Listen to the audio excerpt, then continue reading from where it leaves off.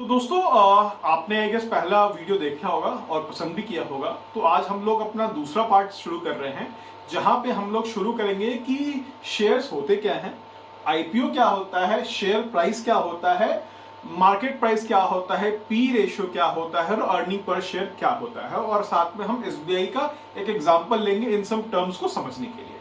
तो चलिए इस वीडियो की जर्नी की शुरुआत करते हैं। तो सबसे पहला सवाल है कि ये शेयर्स होते क्या हैं। तो दोस्तों शेयर बेसिकली एक हिस्सेदारी होती है जो कंपनी आपके साथ शेयर करती है। कंपनी को पैसे चाहिए होती है अपने आर&डी में खर्च करने के लिए, कंपनी को आगे ग्रो करने के लिए या कुछ नए कंपनी को एक्वायर करने के लिए। तो उसके पास पैसे लेने के दो तरीके हो सकते हैं, या तो उनके पास खुद के पैसे हो, नहीं तो फिर वो बैंक के पास लोन के लिए जा सकती है या फिर बॉन्ड कर सकती है। इस तरीके को हम डेब्ट मेथड कहते हैं। अब इसमें क्या होता है, उनको इंटरेस्ट पे करना पड़ता है। अगर आप बॉन्ड इशू करते हैं तो बॉन्ड होल्डर को इंटरेस्ट पे करना पड़ेगा। बैंक से आप अगर कर्ज लेते हैं तो बैंक को आपको ब्याज देना पड़ेगा और कुछ कोलेटरल उनको देना पड़ेगा। दूसरा तरीका होता है कि आप मार्केट से पैसा उठा लो, जिसमें कि आप अपने शेयर्स इशू करो और फिर जो शेयर होल्डर्स होते हैं, इन्वेस्टर्स होते हैं, वो आपको पैसा देंगे। आप शार्क टैंक हर कोई आज के डेट में देखता है, आपने देखा होगा, इन्वेस्टर को वो शेयर अपना देते हैं और इन्वेस्टर पैसा देता है और ओनरशिप मिल जाती है। तो जब भी कोई बड़ी कंपनी अपना शेयर मार्केट में निकालती है तो उसको हम लोग आईपीओ बोलते हैं। तो जैसे ही वो शेयर निकालती है, आप शेयर खरीदते हो और आप उसके एक हिस्सेदार बन जाते हो। और जैसा होता है, जैसे ही कंपनी को सबसे पहला अपना स्टॉक मार्केट में निकालती है तो उसको हम लोग इनिशियल पब्लिक ऑफरिंग या फिर आईपीओ भी बोलते हैं, जिसके माध्यम से वो शेयर्स को मार्केट जो कि पब्लिक में लेके आती है। दूसरा टर्म आपने सुना होगा कि शेयर प्राइस क्या होता है। तो एक स्टॉक को खरीदने के लिए आपको जो प्राइस पे करना पड़ता है उसको हम शेयर प्राइस बोलते हैं। मार्केट कैप, तो मार्केट कैप बेसिकली हमारा होता है एक कंपनी को पूरी खरीदने के लिए आपको जितना अमाउंट पे करना पड़ेगा as per current market price, उसको हम मार्केट कैप कहते हैं। एक बार एक बहुत टर्म आपने सुना होगा मार्केट में, बियर मार्केट है या फिर बुल मार्केट है। साहब आप तो मतलब कि पैसा बहुत बढ़ेगा, बुल मार्केट चल रहा है। तो ये बेसिकली टर्म्स क्या होते हैं। तो ये टर्म्स हम लोग जानवर के नाम पे हमने क्यों दिया, तो इसकी इंटरेस्टिंग कहानी है। आपने सुना होगा बेयर मार्केट क्यों है, क्योंकि आपने देखा होगा जो बेयर होता है, जो पंजा मारता है, तो उसको मारने का जो स्ट्रोक होता है नीचे के डायरेक्शन में होता है। तो जब बेयर मार्केट होता है तो मार्केट का जो चाल होता है वो जनरली नीचे के डायरेक्शन में होता है, मतलब कि भाव शेयर्स के गिर रहे होते हैं, तो लॉस होता है हर किसी शेयर होल्डर को। जब बुल मार्केट चल रहा होता है तो आपने देखो जो बुल होता है उसकी जो सींग होती है वो नीचे से ऊपर की तरफ मारता है, तो उसमें मार्केट में उछाल आता है। तो जब मार्केट का ट्रेंड ऊपर की ओर होता है, जब शेयर के सारे भाव बढ़ रहे होते हैं, तो हम कहते हैं मार्केट एक बुल मार्केट की चाल में है। इंडिया का जो स्टॉक मार्केट है उसका टाइमिंग जो है आपको ट्रेड करना है तो वो सुबह 9:15 बजे खुलता है और शाम के 3:30 बजे हमारा बंद हो जाता है। तो दोस्तों ये हमने मनी कंट्रोल पे हमने एसबीआई का चार्ट खोला है। तो जैसे ही आप मनी कंट्रोल का ऐप खोलेंगे या कोई सा भी आप वेबसाइट खोलते हैं तो वहां पे सर्च बटन होगा, वहां पे आप जिस भी कंपनी के बारे में एनालाइज करना चाहते हैं वो वहां पे नाम डाल सकते हैं, स्टॉक का नाम, और फिर आपका ये पेज आपका ओपन अप हो जाता है। तो आप देख सकते हैं यहाँ पे 625 रुपए स्टेट बैंक ऑफ इंडिया का 625 रुपए भाव है। तो ये जो आज पे क्लोज हुआ है ये इसका प्राइस है 625.40 जो है आपका, ये आज का प्राइस है। आप यहाँ पे वॉल्यूम देख सकते हैं 1.34 करोड़ है। तो ये बेसिकली है कि आज कितने सारे शेयर्स की खरीदी और बिक्री हुई है, ये हमारा वॉल्यूम से पता चलता है। यहां पे आप देख सकते हैं डे रेंज, मतलब कि आज के दिन में मिनिमम कहां तक हमारा स्टॉक का प्राइस गया था, मैक्सिमम कहां तक स्टॉक का प्राइस गया था, जो कि 624 रुपए मिनिमम गया था और 634 रुपए तक मैक्सिमम। इस रेंज में हमारा आज स्विंग किया था हमारा ये स्टॉक। और 52 वीक रेंज आप देख सकते हैं। तो मतलब कि आप देखेंगे पिछले एक सालों में ये करीबन 499 रुपीज तक सबसे नीचे गया था और 660 रुपए का हाई इसने बनाया है पिछले एक सालों में। तो ये इसका डे का रेंज और एक साल 52 हफ्ते का रेंज आप यहां से देख सकते हो और आज किस प्राइस पे ट्रेड हुआ। तो यहां पे हमारा स्टेट बैंक ऑफ इंडिया मिल रहा है 625 रुपए में। तो कोई स्टॉक देखोगे वो 1 रुपए का मिलता है, कोई 10 पैसे का एक स्टॉक मिलता है, कोई 1 लाख रुपए मिलता है। तो कैसे पता करें कि स्टॉक महंगा है या सस्ता है? ये सबसे इंपॉर्टेंट प्राइस होता है कि आप एक स्टॉक के लिए कितना प्राइस पे करते हैं। अगर आप बहुत महंगा स्टॉक खरीद लेंगे तो पैसा तो बना नहीं पाएंगे ना। अल्टीमेटली स्टॉक मार्केट में आने का मकसद मजे का तो नहीं है, हर किसी का मकसद है पैसे बनाने का। तो पैसा कब बनाएंगे? जब हम सस्ते में खरीदेंगे और महंगे भाव पे हम निकालेंगे। तो एक एमआरएफ का स्टॉक 1,30,000 रुपए का है, वो एक सस्ता स्टॉक हो सकता है, और एक स्टॉक जो कि 10 पैसे का है शायद वो महंगा हो सकता है। तो कौन सा शेयर सस्ता है, कैसे शेयर को पता करें, वो हमको पता चलता है पीई रेशियो से।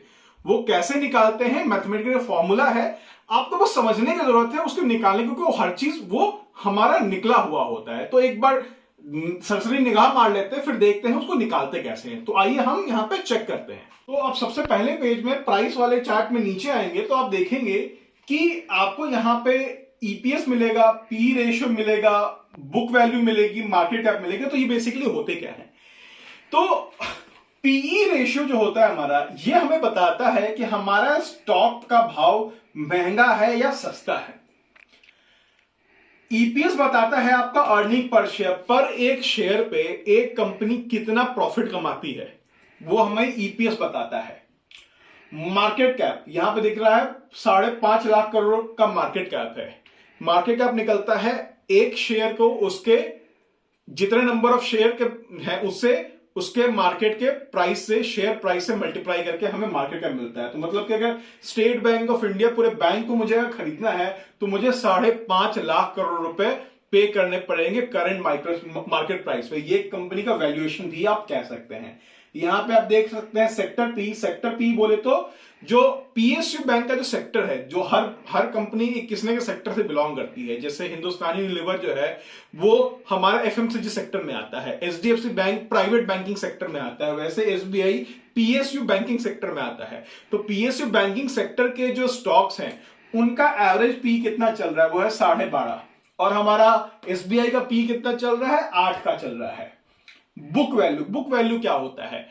तो अगर आज के डेट में एसबीआई बैंक बंद हो जाता है, वो अपने सारे लोन चुका देता है और सारे जो उसके बैंक में सरप्लस रखे हैं, उसके एसेट्स हैं, उनको लिक्विडेट करके जो शेयर होल्डर को आज के डेट में पैसा मिलेगा वो है 371 रुपीज पर शेयर का भाव मिल जाएगा अपने को।